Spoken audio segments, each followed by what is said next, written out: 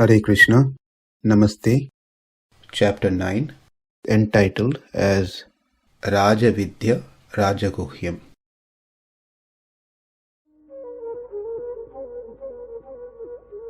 Sloka 34.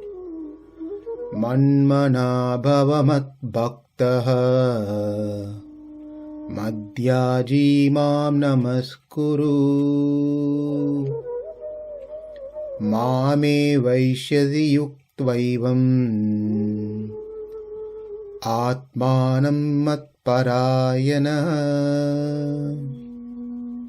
This is the last sloka of this wonderful chapter, which gives the instruction of how to perform bhakti. The bhakti, devotion, to be performed towards Krishna. In the previous sloka, Krishna said that the enjoyment that we get in this world is anityam, meaning not permanent, is temporary. But I am nityam, permanent, eternal. Therefore, the enjoyment that you will get by attaining me is going to be eternal bliss. The enjoyment you get in this world is mix of asukam, that is, with distress. It comes with its own byproduct called miseries. But whereas I am sukham, completely sukham, when you attain me, you will attain sukham, meaning purely sukham. It is not mix of dukkham. Therefore, Arjuna, practice bhakti yoga so you can attain me. So the question Arjuna has in his mind is, how do I do that? What needs to be done? And Krishna answers that in this 34th sloka.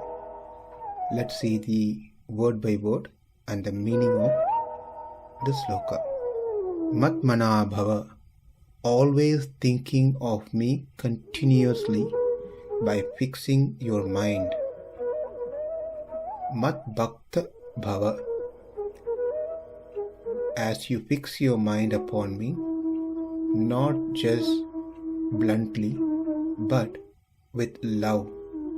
That is mad-bhakto. mad-yājī bhava, engage. Bhava, as we say, it has to be added to each one of this, that Krishna is instructing, do. So here, mad-yājī bhava, engage in my worship. What do you mean by that?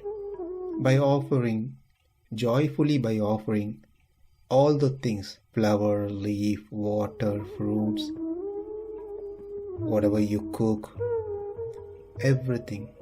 mad-yājī, mam namaskuru. With that, also pay your obeisances unto me.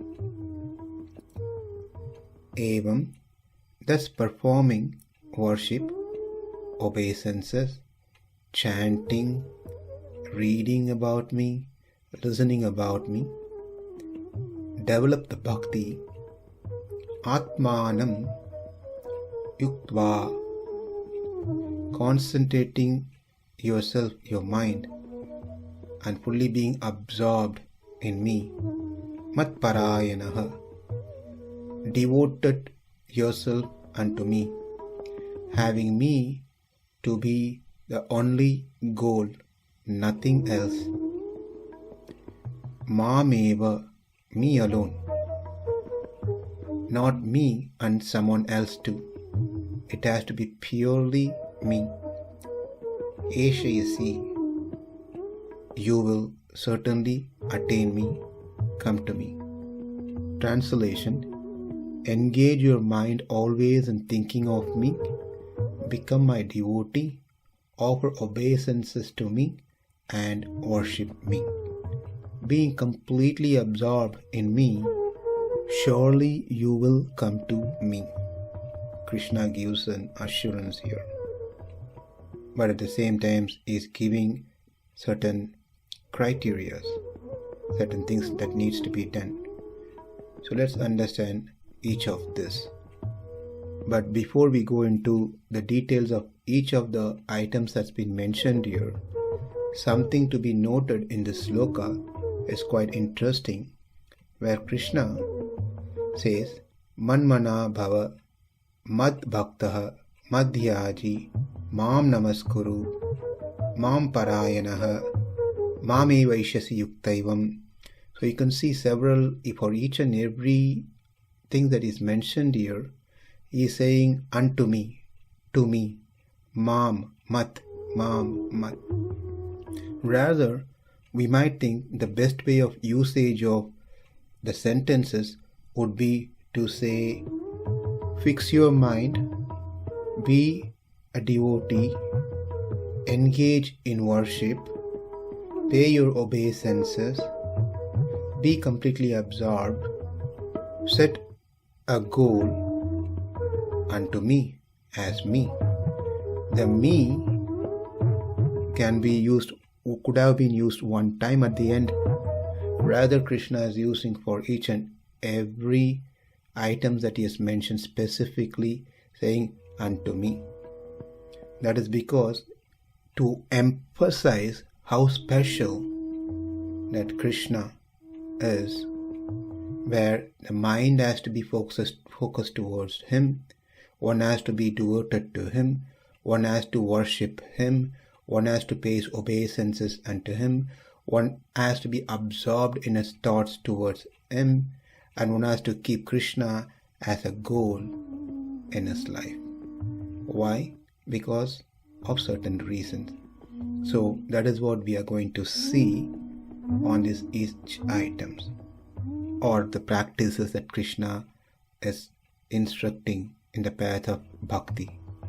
Sripad Ramanujacharya, in his commentary to this particular verse, he has given an extensive explanation on each of these 6 practices that has been mentioned here.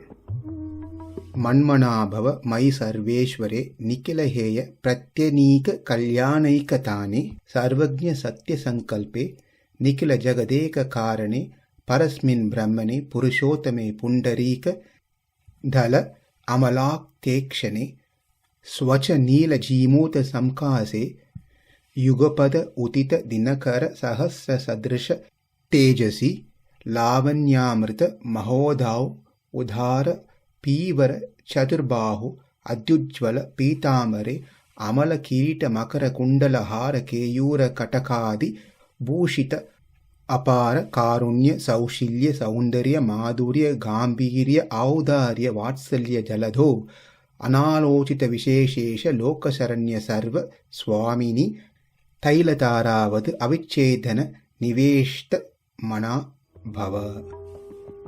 This is to say how the mind can be fixed